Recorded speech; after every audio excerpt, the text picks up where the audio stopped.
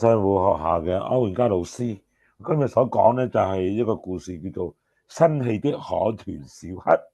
咁呢個作者咧就係菲菲姑娘嘅。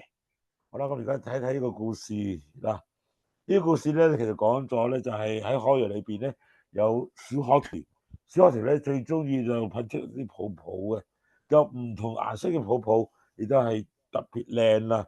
其中咧有一隻海豚咧，就所噴出嚟嘅泡泡咧，就係唔係所有海豚都中意嘅喎，因為所噴出嚟海豚嘅泡泡咧就黑色嘅。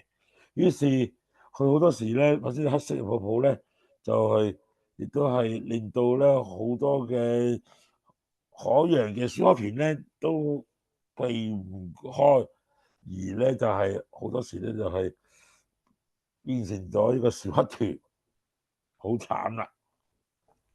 有一次啦，呢個小黑咧就唔想咁樣咧，就再噴一啲嘅黑色嘅泡泡啦。於是又噴出嚟嘅泡泡咧，就想全部食晒佢，但係發覺完全唔能夠消化啦。喺個時候咧，好多人咧都冇人能夠明白佢喎。於是小黑就大喊啦，直至只有媽媽咧能夠咧就係明白佢，能夠同佢聽下小黑嘅分享。小黑就話啦：媽媽，朋友好討厭我，老師討厭我啦，我都超討厭自己啊！跟住同媽媽講啦，發生啲咩事啦？